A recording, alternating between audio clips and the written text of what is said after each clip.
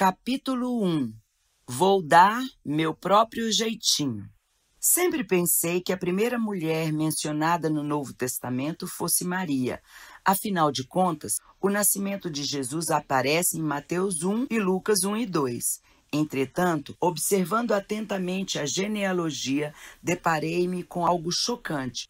O primeiro nome de mulher mencionado no Novo Testamento é o de Tamar.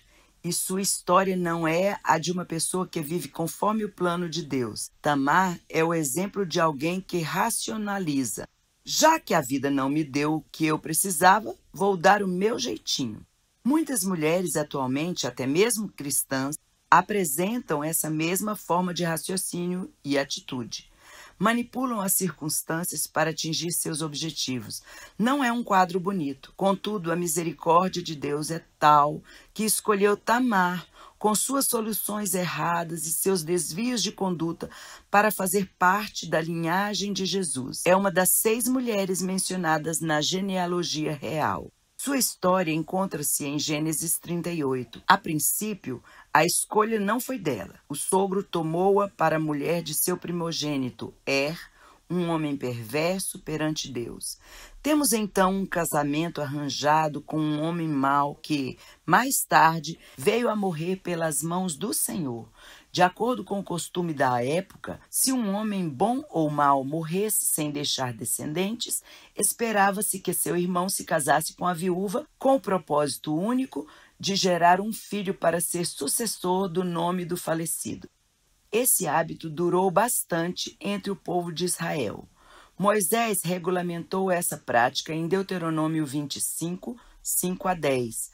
E quase 2000 anos depois, os saduceus vieram a Jesus para testá-lo com respeito à ressurreição, com a história de 7 irmãos que se casaram consecutivamente com a mesma mulher e morreram. Onã era o segundo filho de Judá e foi-lhe dada a tarefa de fecundar a viúva do irmão que morrera. Há pessoas que se utilizam desse texto da Bíblia para apoiar a tese de que a masturbação é um grave pecado, julgando ser este o grande erro atribuído a Onã. Na verdade, sua transgressão foi recusar suscitar descendência ao irmão. Para ele, as relações sexuais com a cunhada, completas ou incompletas, não eram um problema. Ele não queria era dar descendentes a e o Senhor também o matou. Judá, talvez receando que alguma coisa em Tamar levasse seu caçula a encontrar o mesmo destino dos outros 2, mandou que ela voltasse à casa de seu pai e esperasse viúva até que seu último filho, Selá, crescesse e se tornasse homem. Uma mulher, naquela época, teria de ficar junto do pai ou do marido. Sem o homem, ela não tinha valor. Nesse meio tempo, faleceu a mulher de Judá. Ele procurou consolo no trabalho, subiu aos tosqueadores de suas ovelhas e na amizade de Ira, o adulamita, o mesmo que o apresentara à esposa anos antes. Um dia, Tamar, cansada de esperar por Selá, ouviu a notícia de que seu sogro havia saído a passear pelas imediações do local onde estava morando. É provável que nos anos de viuvez e relacionamentos não resolvidos, ela já tivesse pensado, eu ainda vou dar um jeito nessa situação. Trocou então a roupa recatada de viúva pelas vestes exóticas de uma prostituta cultual, com um pesado véu sobre o rosto, e saiu a encontrar-se com Judá. Naquele tempo, os povos pagãos realizavam cultos de fertilidade ante postes ídolos, tendo a prostituição como parte integrante. Tínhamos ali, então, um patriarca viúvo, filho de Jacó, procurando divertir-se com uma mulher que ele supunha ser uma prostituta pagã. E Tamar, que sentindo-se ultrajada, decidiu resolver o problema à sua maneira, fazendo-se passar por uma meretriz. Com esse gesto, ela esperava receber algo bem mais valioso que o cabrito garantido por meio do cajado, do selo e do cordão que seu sogro deixou como penhor. Que justiça lhe fosse feita. Na manhã seguinte, ela retornou à casa de seu pai, vestida novamente de viúva recatada. Como enuncia o provérbio, limpa a boca e diz, não cometi pecado algum. Conseguiu o que queria, estava grávida. teria seu seguro contra a velhice, filhos e gêmeos, do sangue de um homem da família de seu falecido marido. Após o parto, poderia até partir em busca de outro casamento, pois teria cumprido o dever de esposa de Er. A opinião de Judá, entretanto, era bem diferente. Minha nora é adúltera e deve morrer queimada. Mas quando a verdade veio à tona, ele reconheceu o seu pecado e não a puniu. Pérez e Zerá nasceram e Judá e Tamar puseram fim ao fiasco da prostituição. Certa moça, a quem chamarei Elsa, estava vivendo sozinha num país estrangeiro. Já passava dos 30 anos e sentia seu relógio biológico acelerar. Todos os dias eram para ela apenas trabalho, tédio e solidão. A vida de Maurílio não estava muito diferente. Deixara a mulher e os filhos no Brasil e também respirava trabalho, tédio e solidão. Longe de casa e da família, já não via motivos para prender-se às convenções sociais. Além disso, Elsa estava perto e pronta. Havia muitos anos estava pronta. Resolveram então determinar o próprio destino. Afinal, as promessas dele tinham ficado no Brasil e as rédeas dela estavam soltas. De mais a mais, estavam apaixonados. E Elsa queria, ou melhor, precisava de um filho. Facilitaria sua permanência nesse país de trabalho e possíveis riquezas. Foi nessas circunstâncias que ela conheceu a Jesus. Um compromisso com Cristo devia quebrar as amarras da união descompromissada, por mais que isso lhe doesse. Se pudesse casar com ele, seria outra história, mas ele já era casado. Ela então lhe disse: agora eu sou cristã e não posso mais viver com você.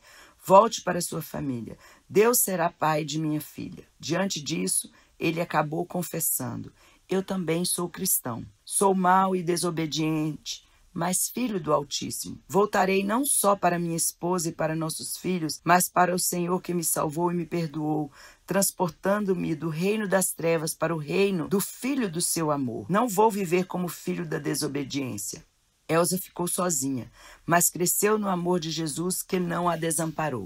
Não posso me esquecer do impacto negativo de outra pessoa a quem conheci e que também tentou resolver as circunstâncias adversas à sua própria maneira. Educada a asseverar que não precisava de casamento, que era suficientemente forte para viver sozinha, Thelma, líder cristã, começou a perceber as ruguinhas de sorrisos passados e a solidão de ser a única sem parceiro numa sociedade religiosa e secular, onde a família é exaltada. Passou então a investir nas amizades, o que não é errado, mas enfatizou uma em especial a ponto de imaginar a amiga como parceira de vida e de intimidades. Assim, uma serva de Deus deturpou algo bom, agindo de maneira diversa àquela para a qual o Senhor a criou. Veio o escândalo, a quebra do ministério e o desencanto do lesbianismo, um simulacro do amor. Ao invés de arrepender-se, ela tentou desculpar-se e encobrir o erro. Deus não vê com bons olhos nossas tentativas de suprir o que nos falta com nossa própria engenhosidade e esforço, alienados dos princípios por ele estabelecidos, mesmo quando a vida nos parece injusta, por não nos dar algo a que pensávamos ter direito. Um abismo chama outro abismo. O mesmo costume que Tamar e Judá colocaram em prática de maneira errada foi aplicado por outra antepassada de Jesus, retratando o que é o parente remidor, porém de forma correta. Havia fome na terra do pão. Belém significa casa do pão. Um descendente de Judá saiu de sua terra com a esposa e 2 filhos moços. Os rapazes casaram-se com mulheres moabitas, Orfa e Rute, mas morreram sem gerar descendentes. Amargurada, Noemi disse às suas noras: morreram meu marido e meus filhos. Voltem à casa de seus pais, porque não tenho outros filhos para lhes dar. Vocês são jovens e ainda têm chance de arrumar um bom esposo. Vou voltar para minha terra de solidão, pois não quero ser um peso para vocês. Muito obrigada por todo o bem que fizeram a mim e a meus filhos, e que Deus as abençoe. Orfa atendeu o conselho, mas Rute, contemplando a situação com os olhos da fé, fez aquela belíssima declaração que hoje usamos em cerimônias de casamento. Não me instes para que te deixe, e me obrigue a não seguir-te, porque aonde quer que fores, irei eu, e onde quer que pousares, ali pousarei eu. O teu povo é o meu povo, o teu Deus é o meu Deus. Onde quer que morreres, morrerei eu, e aí serei sepultada. Faça-me o Senhor o que bem lhe aprouver, se outra coisa que não seja a morte me separar de ti. Rute 1, 16 e 17. É interessante notar que a moabita, filha de um povo notoriamente pagão e acostumado a práticas que misturavam culto com prostituição, não apenas se apegou ao que restava da família de seu marido, mas ao Deus de sua sogra, e confiou que ele teria suprimento não só para ela própria, mas também para a que já não tinha possibilidade de carregar filhos no ventre. Era um compromisso de confiar no Senhor até a morte, ainda que a filha do povo de Deus estivesse com a fé amargamente abalada. Chegaram a Belém, a viúva derrotada e vazia, e sua jovem nora, cujo único tesouro era saber que o Senhor era soberano em sua vida. Rute certamente aprendera os caminhos do povo de Deus, pois partiu dela a sugestão de ir ao campo para rebuscar os grãos deixados para os pobres e estrangeiros. Levítico 19, 9 e 10, 23, 22. O campo de Boaz, situado nos arredores de Belém e até hoje mostrado aos visitantes por guias turísticos, é o mesmo onde, mais tarde, seu descendente Davi apacentaria rebanhos, compondo cânticos que exaltam o Supremo Pastor. Nesse lugar também alguns pastores guardavam seus animais quando receberam as boas novas de que o Messias, o Cordeiro de Deus, o Leão de Judá, nascera para satisfazer a fome do mundo com o pão da vida. Boaz observou Rute e ordenou aos empregados que a respeitassem e deixassem mais grãos para que ela pudesse colher, que recompensassem seu trabalho e lhe permitissem alimentar-se junto com as suas servas. Falou também pessoalmente com ela. Bem me contaram tudo quanto fizeste à tua sogra depois da morte de seu marido, e como deixaste a teu pai e a tua mãe e a terra onde nasceste, e vieste para um novo povo que dantes não conhecias. O Senhor retribua o teu feito, e seja cumprida a tua recompensa no Senhor teu Deus, no Deus de Israel, sob cujas asas vieste buscar refúgio. Rute 2, 11 e 12. Pés descalços e sandálias desamarradas. Podemos observar, pelo que aconteceu depois, que o plano de Deus não era apenas prover o pão de cada dia para as duas viúvas. Noemi disse à sua jovem nora: minha filha, Boaz é um dos nossos parentes mais próximos. Prepare-se para ganhar o coração dele. Tome um bom banho, use aqueles cremes e perfumes que você guardou. Ponha seu vestido mais bonito e vá à eira onde ele está festejando o final da colheita. Rute fez conforme sua sogra sugeriu e, bem de mansinho, descobriu os pés de Boaz e se deitou ali. Quando ele acordou, assustado com a presença de uma mulher, ela lhe falou que não apenas desejava estar sob as asas do Deus de Israel, mas também sob a capa de Boaz. Mais uma vez ele a elogiou, dizendo: toda a cidade do meu povo sabe que és mulher virtuosa. Rute 3:11. Entretanto, mencionou que havia ainda um parente mais próximo à casa de Elimeleque, mas ainda outro resgatador há mais chegado do que eu. Se ele te quiser resgatar, bem está, que te resgate. Porém, se não lhe apraz resgatar-te, eu o farei. Rute 3:12 e 13. No dia seguinte, no portão da cidade, Boaz esperou que o primo passasse e o chamou para conversar, convidando também 10 testemunhas. O tal parente estava até disposto a remir as terras, mas quando soube que deveria ainda levantar descendência a Malom, desistiu. Tirou, pois, seu sapato diante dos anciãos, segundo o costume da época, passando a Boaz o direito de resgate. Este, por sua vez, assumiu de bom grado o compromisso, afirmando: sois hoje testemunhas. E aqueles que testemunharam o fato disseram: o Senhor faça a esta mulher como a Raquel e como a Lia, que ambas edificaram a casa de Israel. E tu, Boaz, ate valorosamente. Seja a tua casa como a casa de Perez que Tamar teve de Judá. Rute 4:11 e 12.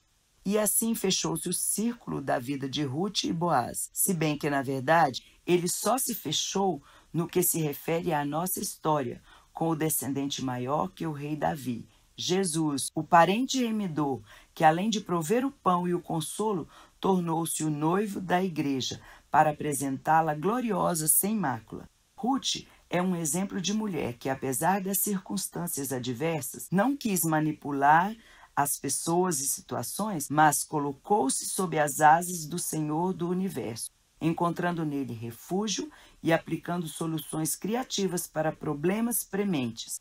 Acho que sua história tem muito que ver com minha vida de mulher cristã dos dias atuais.